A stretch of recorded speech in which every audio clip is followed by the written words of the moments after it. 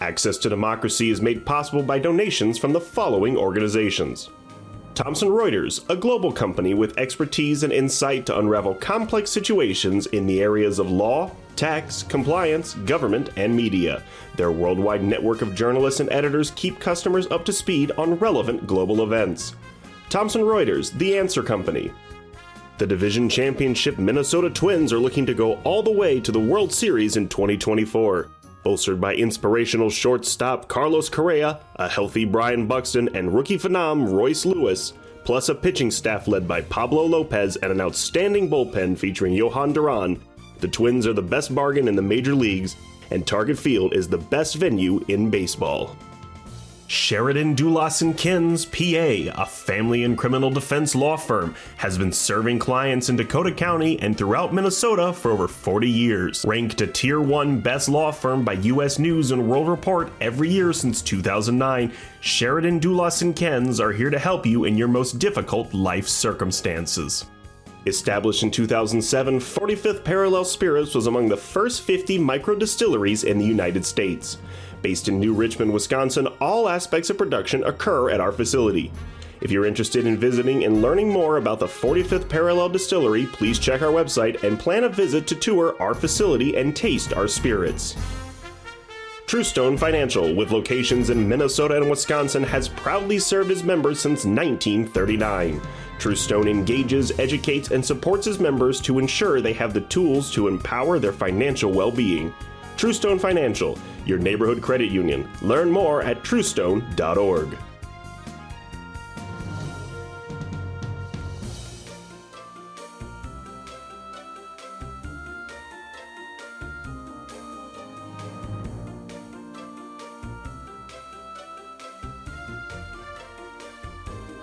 Hello and welcome to Access to Democracy. Thank you for joining us. I'm Bill Raker, your host for this edition of the program.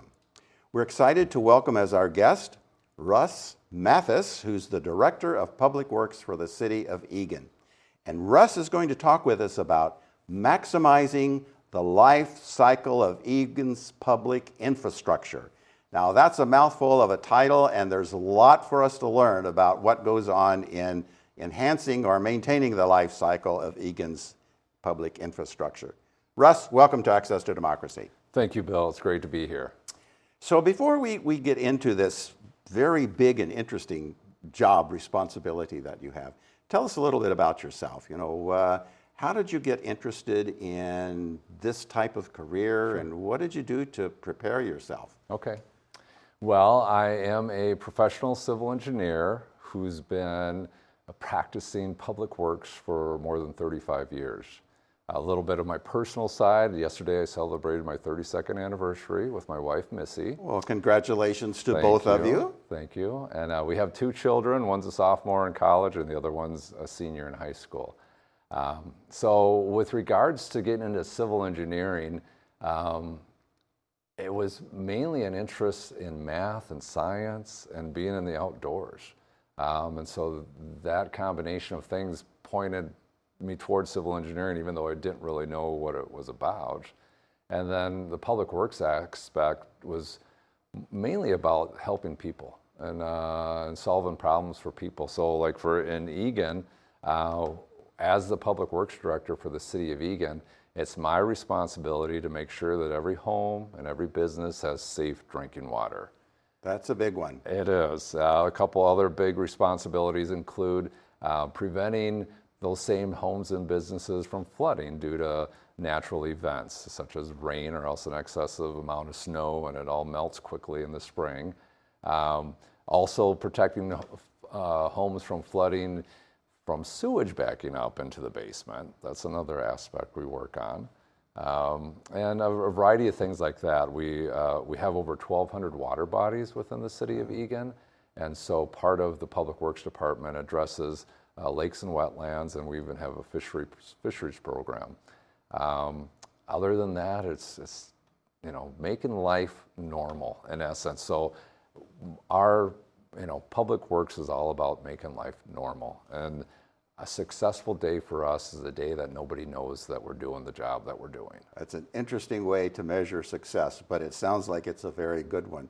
So Russ, I want to hear more about the different departments and functions that come under your responsibility, but hearing your talk, I'm right away gathering that your job, your responsibility really is focused on the safety and healthiness and comfortability of all of our residents here in Eagan. That is correct, Bill. Yeah, so the quality of life in Eagan, in large part, we like to take responsibility for, or not necessarily credit, but we like to play a significant role in that. So if you're able to drive home or drive to work or drive to school and you don't hit a pothole, or you get there safely, if you choose to walk or ride a bike or utilize transit, that those interactions or those your passage or your drive or walk or ride to or from wherever you're going is done safely and done without any discomfort, from hopefully you're not hitting any potholes. I like to say that there's not any potholes that exist in Eagan. Now, some people find that there may be one or two once in a while, but we address those quickly then. So. I don't think there are as many potholes in Eagan as there are in some other parts of the Twin Cities community. I definitely agree with that. So thank you for seeing to that. How many people do you have in the Public Works Department, Russ? There's 65 folks in our Public Works Department spread out over 4 divisions. And what specifically are those divisions? So we have engineering division, and so engineering would oversee oftentimes street improvements that are going on every summer. They would also oversee new developments that would be occurring and ensuring that the infrastructures that are being installed as part of those private developments, which will become public after the development is completed, is utilizing the right material, the right size, they're in the right places that they need to be, and then they're being constructed in accordance with our standards. That's a lot of what engineering would do. Mm-hmm. I mentioned a little bit about water resources. Water resources is the smallest division, but they're one of the ones we're most proud of. I would tell you that Eagan has the best fisheries management program in the entire Twin Cities with regards to any other city.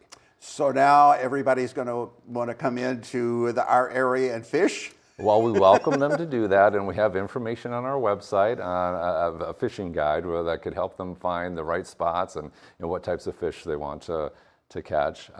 But they also manage our stormwater management program, which is required federally, but also goes a long way into protecting those lakes and the wetlands and the ponds that we have within the community. And then we also have our streets and our fleet division. And so those are the folks that you definitely want to see in the wintertime because they're the ones that are clearing the streets of snow. And they're also the ones that are managing those trucks and making sure that they're able to run.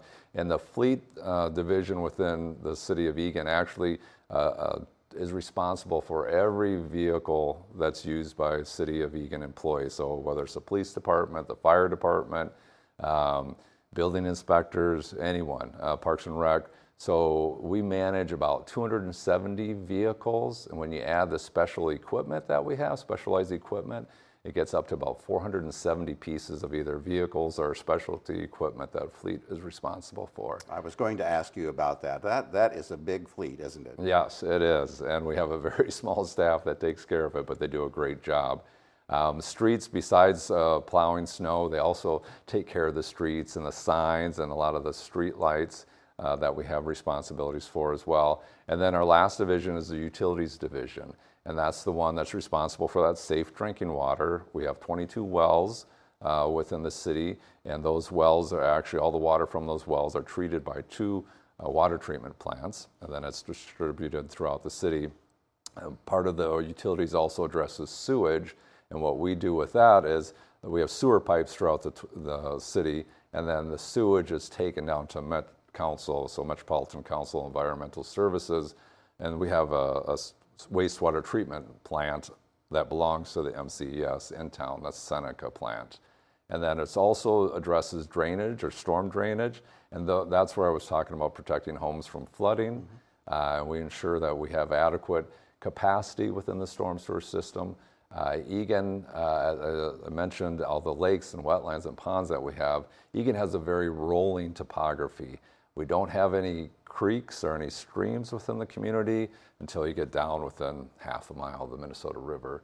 So we have a number of pumping stations that have to pump both the drainage and the sanitary sewage that's collected within the community. And so part of our job is to make sure that we have more than 36 of those pumping stations, and we have to make sure that those continue to run. Otherwise, that starts backing up the system, and that would cause problems. So, as you continue to talk about the span of your responsibility and all of the things that you oversee with this relatively small staff of 65 people, you said, I think. Yeah. It's an amazing how you get that job done. And you do it so well, like you said, that nobody knows you're doing it, right? Yeah. So that's the hope. Let's see if I can get a little trivia here. You talked about the water system.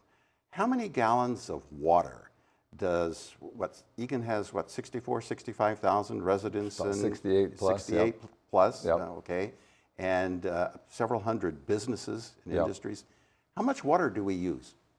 Well, on average, it's about 75 to 85 gallons per person. So if you Is this do per month or that's per day. Per day. Per day. So 75 to 85 gallons per person. So if you do the math, if you average it out, because we have a number of folks that work in town. Eagan probably has, and it's varied with COVID and the downturn in folks working in offices since then. But we still probably have anywhere between 55 to 60,000 folks in town each day working, and some of them live in Eagan, and some of them come from outside of Eagan to work here. But on average, you're talking about 75 to 85 gallons per person, and if you multiply that by the 70,000 that we have, let me see, that'd be about 500,000. A lot of water. Yeah, a lot of water. And it's good quality water too. It is good quality water. Yes. So, Russ, are you able to share with us the budget that you have to operate your staff and all of the responsibilities that you have? Sure. So for 2024, we actually have, let me pull this up, it's about $39 million within the Public Works Department. It's spread out amongst those 4 divisions and all the different things that we are responsible for. For instance, like for the sanitary sewer, that budget is a little over $14 million, but a lot of that is just passed through.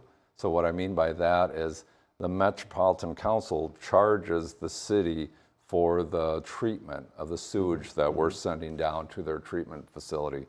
So when you have the utility bill, you have a specific item that just addresses sewage.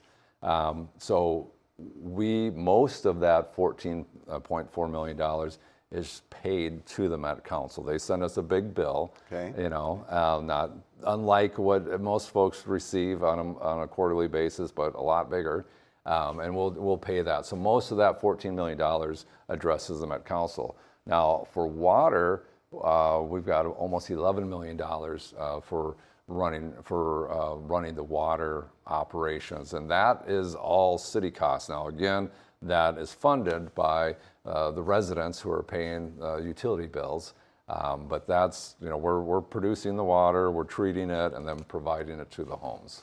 And it's billed on a usage basis, Correct. Right? Yes, Yeah. and so we meter the water going into the homes, and honestly, that's how we base the sewage rate as well. So however much water is going into the house, we're assuming that's going to leave similarly. Now, some of the water, if you're irrigating your lawn, it doesn't do that, but that's the basis of the rate. Sure.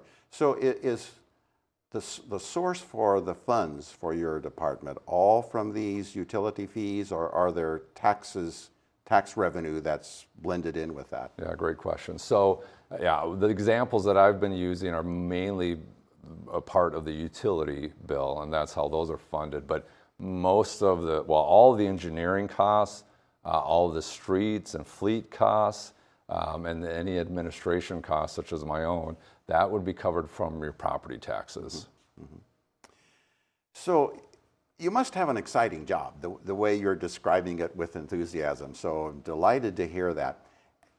Could you describe some project that you recently completed that that you felt was impactful for the mission that your department is on? Sure.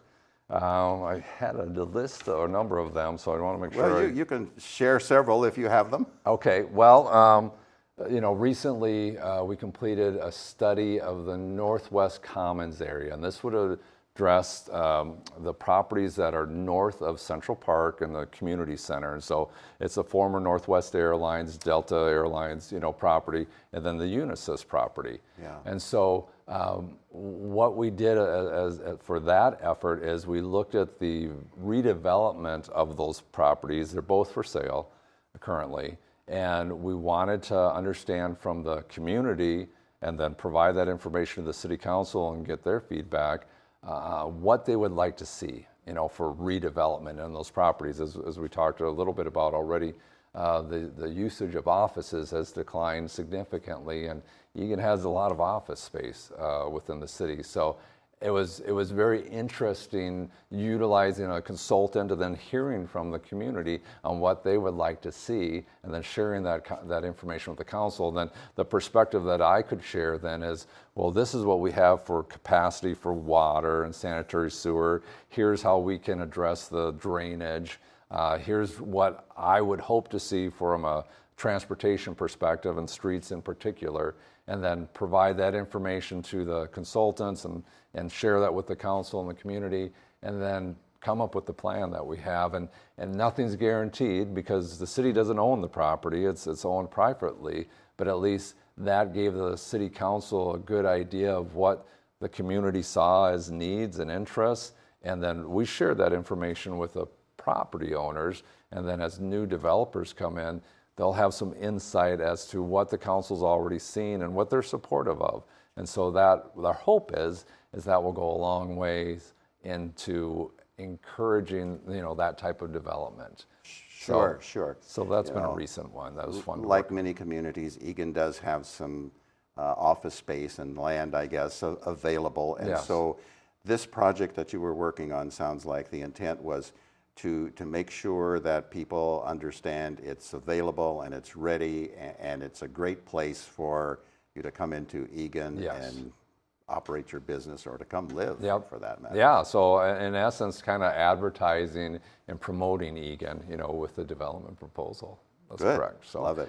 Other things aren't necessarily quite as exciting as that, but we had a big water main project that we did in conjunction with the county. The county, we worked together with the county and as well as with the state, but the county had a big improvement on the east side of Highway 55 to the Inver Grove Heights, the eastern limits of Eagan. And they were upgrading the road from a 2-lane rural roadway to a 4-lane urban roadway with curb and gutter and such. And so as part of that, we had a water main that, it didn't necessarily need to be replaced, but an upgrade would have enhanced the water flow and the capacity in that area. And then we knew that if we were going to replace it, now was the time, because you don't want to tear up a newer road to do that. So we worked in cooperation with the county, and we were able to do that. So it was a big project, not necessarily a real exciting project, but it's the end result is going to be positive for that northeast portion of the community. It's good thinking to decide now's the time to do this rather than having to come back and tear it up sometime in the future, right? Yes, Yeah. yes. I don't like that, and I don't think most taxpayers like that as well. So let's think about the word future for just a moment. Obviously, you're involved in planning or anticipating and planning for the infrastructure maintenance and needs or expansion in the future. How does that process work, and how far out into the future do you plan and design what you're going to be taking care of? Great question, and that's something that I've really been focusing on over the last 3 years, and I have a lot of excitement and passion about it. So if you need me to tone down my enthusiastic response, I will do that. But no. Well, take us right through it, Russ. Okay. You got me all interested and excited. Well, I like to call it asset management. A lot of people call it asset management, but we have nearly $1 billion of infrastructure, or what I would refer to as assets in this discussion. And that includes the roads, it includes the pipes. We have some buildings. Parks and Recs addresses most of the buildings within the city, but Public Works has some buildings as well. And then the vehicles and equipment that we have. So it goes a long ways for us to, not unlike a homeowner that needs to take care of their home and make sure that it's repainted when it needs to be repainted to protect the integrity of the structure, to replace those shingles when they need to be replaced to, again, protect the integrity of the structure. We need to do the same thing. And so we've had for decades a capital improvement plan, and that's a 5-year plan for capital for infrastructure. And for instance, the council just approved our latest capital improvement plan, which addresses 2025 to 2029, and that projects $160 million worth of capital improvements during that time frame. Well, looking out that far is great, but when you look at the community, and I mentioned already $1 billion worth of infrastructure, we recognize that we need to take a longer look out into the future to see what those needs are going to be. Just like your car, which doesn't last forever, but it lasts longer the better you take care of it.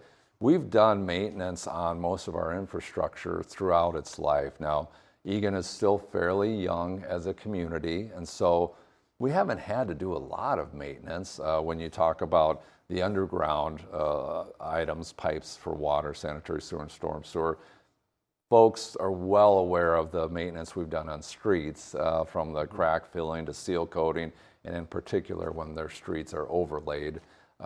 They definitely recognize that, and they're well informed about that.